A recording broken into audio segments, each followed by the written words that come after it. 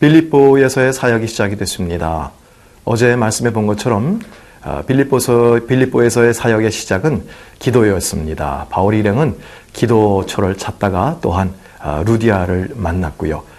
우리 가운데 기도는 중요합니다. 어떠한 일을 하기 위해서 우리는 모인 것이 아니라 기도를 통해서 하나님께서 원하시는 것을 하기 위해서 모인 사람들이기 때문에 그렇습니다.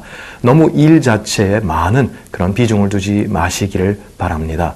왜냐하면 우리가 하는 것이 중요한 것이 아니라 하나님께서 행하시는 것이 중요한 것이기 때문에 그렇습니다. 오늘 우리 가운데 하나님, 우리 가운데 이 일을 맡기신 하나님의 뜻과 하나님의 마음은 어디에 있습니까? 우리가 이것을 어떻게 하기를 원하십니까? 라는 것을 기도하며 교제하며 하나님의 인도하심을 받는 것 아주 중요한 것입니다. 오늘 하루가 그렇게 주님의 것을 이루는 소중한 하루가 될 수 있기를 바랍니다.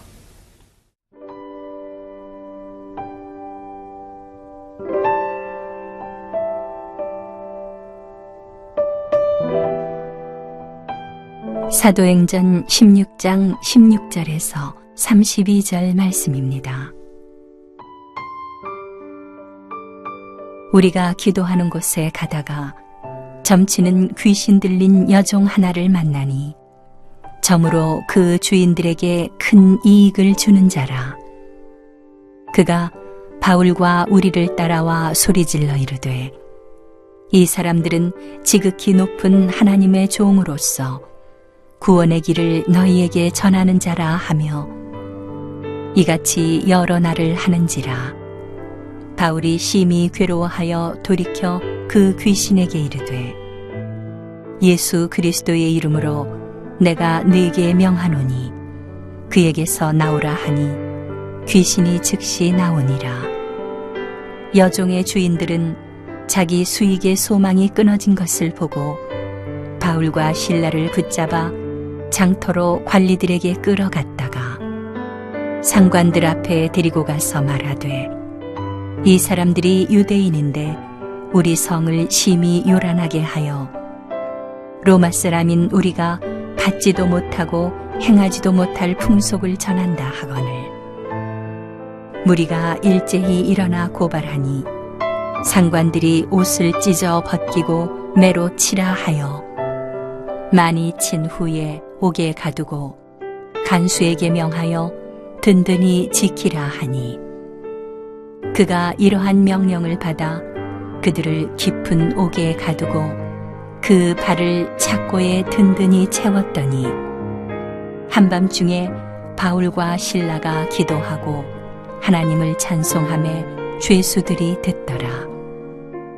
이에 갑자기 큰 지진이 나서 옥터가 움직이고 문이 곧 다 열리며 모든 사람의 매인 것이 다 벗어진지라.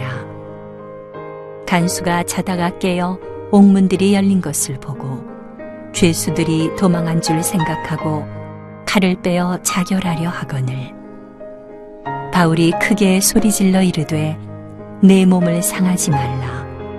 우리가 다 여기 있노라 하니 간수가 등불을 달라고 하며 뛰어들어가 무서워 떨며 바울과 실라 앞에 엎드리고 그들을 데리고 나가 이르되 선생들이여 내가 어떻게 하여야 구원을 받으리이까 하거늘 이르되 주 예수를 믿으라. 그리하면 너와 네 집이 구원을 받으리라 하고 주의 말씀을 그 사람과 그 집에 있는 모든 사람에게 전하더라. 16절부터 한번 저희가 다시 보도록 하겠습니다. 우리가 기도하는 곳에 가다가 점치는 귀신 들린 여종 하나를 만나니 점으로 그 주인들에게 큰 이익을 주는 자라. 그가 바울과 우리를 따라와 소리질러 이르되 이 사람들은 지극히 높은 하나님의 종으로서 구원의 길을 너희에게 전하는 자라 하며 이같이 여러 날을 하는지라. 바울이 심히 괴로워하여 돌이켜 그 귀신에게 이르되 예수 그리스도의 이름으로 내가 네게 명하노니 그에게서 나오라 하니 귀신이 즉시 나오니라. 바울 일행을 제일 먼저 알아본 것은 바로 이 귀신 들린 여자였습니다. 그것은 어쩌면 당연한 것이라고 생각이 됩니다. 왜냐하면 빛이 임하면 어둠은 즉시 물러가야 하기 때문에 그렇습니다. 저희들이 어렸을 때 장난을 하기 위해서 큰 바위를 들치면 거기에 빛이 임하고요. 그럼 그 바위 밑에 있던 지렁이들은 그 빛 때문에 막 꿈틀댑니다. 예, 마치 그러한 것이죠. 그렇게 하나님의 빛이 임하니까 모든 어둠의 세력들이 미리 알아보고 소리를 지르는 것입니다. 자, 그 귀신 들린 여인이 바울과 우리를 따라와 소리를 막 지릅니다. 그러면서 그가 소리를 지르는 내용은 지극히 높은 하나님의 종이다. 이 사람들은 구원의 길을 너희에게 전하는 것이다. 라는 것입니다. 자, 이 귀신이 거짓말을 하는 것이 아니라 오히려 진리를 선포하고 있습니다. 그런데 이상한 것은요, 이렇게 진리를 선포하고 이 사람들은 하나님의 종이고 구원을 너에게 전한다라고 오히려 선포하면 도움이 될 텐데 사도 바울은 왜 이 귀신 들린 여자를 쫓았을까라는 것이죠. 그냥 놔두면 복음이 전파되는 그러한 것인데 왜 그랬을까? 예, 여러분, 선한 구제를 목적으로 하기 위해서 돈을 훔치는 것, 그것은 안 되지 않습니까? 마찬가지입니다. 진리가 없는 자에게서 결코 진리가 선포될 수가 없는 것입니다.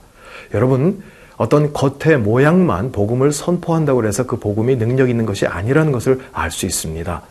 여러분, 우리 가운데 정말 우리의 마음에 하나님을 사랑하고요, 우리 삶 가운데 성령으로 충만한 가운데 우리가 복음을 전하고 외치고 그렇게 살지 않으면 그것은 헛소리가 될 수도 있다라는 것입니다. 그리고 또 하나 보고 싶은 것은요, 이렇게 귀신 들린 여자가 이렇게 소리를 외치며 쫓아다닌 것이 18절에 보니까 여러 날을 했다라고 되어 있습니다. 이 여러 날 동안 능력이 있는 바울 옆에 이 귀신 들린 여자가 쫓아다녔는데 왜 그동안은 귀신이 안 나갔을까요? 참 이상하지 않습니까? 자, 사도 바울이 그에 대해서 아무 말을 하지 않았을 때는 어떠한 일도 일어나지 않았다라는 것입니다. 어떤 능력이 있다 할지라도요, 그것을 선포해야 합니다. 순종해야 합니다. 우리가 입을 열어 복음을 선포하고요, 우리가 입을 열어서 주님께서 주신 이 자녀의 권세로 우리가 모든 어둠의 세력들에게 명하지 않으면 그것들은 그냥 잠잠히 가만히 있다라는 것입니다. 여러분, 우리 가운데는 어떤 경건의 모양이 아니라 능력이 있는 것입니다. 그래서 그 능력을 사용할 줄 알아야 하는 것이죠. 그래서 이 능력 가운데 정말 주님께서 주신 귀한 일들을 좀 행하는 여러분들이 될 수 있기를 바랍니다. 자, 이 19절에 보니까 또 여종의 주인들은 자기의 수익의 소망이 끊어진 것을 보고 바울과 실라를 붙잡아 장터로 관리들에게 끌어갔다라고 되어 있습니다. 자, 여러분, 세상의 최대의 관심은 바로 돈입니다. 그냥 이 자기 수익의 소망이 끊어진 것 때문에 이제 바울과 실라를 고소한 것이죠. 자, 모든 사람들이 그렇게 관심을 갖고 있고 모든 사람들이 좋아하는 그런 돈이지만 저희들은 돈에서 자유할 수 있기를 바랍니다. 이번에 제가 단기 선교를 다녀왔는데 한 젊은 분이 그런 고백을 했습니다. 이제 내가 돈을 왜 벌어야 하는지 그 이유를 발견했다라고 말이죠. 혹시 하나님께서 여러분 가운데 물질을 주셨다면 그 이유를 발견하실 수 있기를 바랍니다.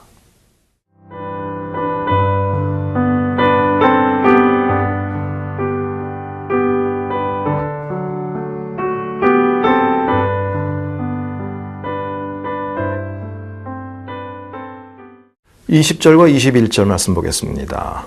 상관들 앞에 데리고 가서 말하되 이 사람들이 유대인인데 우리 성을 심히 요란하게 하여 로마 사람인 우리가 받지도 못하고 행하지도 못할 풍속을 전한다 하거늘.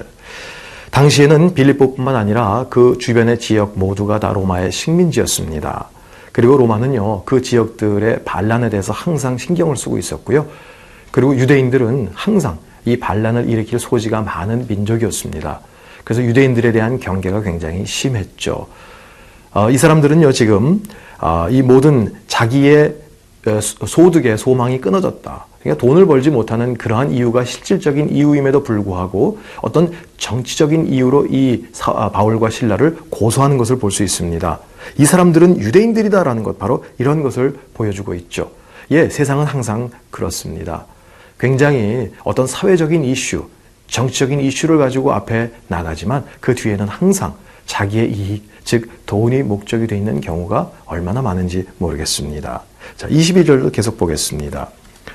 무리가 일제히 일어나 고발하니 상관들이 옷을 찢어 벗기고 매로 치라 하여 많이 친 후에 옥에 가두고 간수에게 명하여 든든히 지키라 하니 그가 이러한 명령을 받아 그들을 깊은 옥에 가두고 그 발을 착고에 든든히 채웠더니 한밤중에 바울과 실라가 기도하고 하나님을 찬송하며 죄수들이 듣더라. 이유도 묻지 않고요. 그냥 무조건 잡아다가 매로 치고 그리고 감옥에 가두고요. 착고로 아주 손발을 꽁꽁 묶었다라는 것입니다. 자, 이렇게 한 것을 보니까 아마 뒤에 어떤 매수도 있었겠죠. 그들 가운데 뒷거래가 있었겠죠. 그렇게 해서 참 억울하게 감옥에 갇히고 매를 맞았습니다. 하지만 그렇게 매로 다스리고 감옥에 가두고 손발을 꽁꽁 묶어놔도요, 우리 가운데 묶을 수 없는 것이 있는데 그것은 바로 하나님을 향한 아름다운 믿음의 고백이요, 감사요, 찬양인 것입니다. 한밤중에 매를 많이 맞으면요, 특히 밤에 많이 아픕니다. 잠을 이룰 수 없습니다. 이럴 때 세상 사람들이 하는 것은 한숨과 원망과 한탄일 것입니다.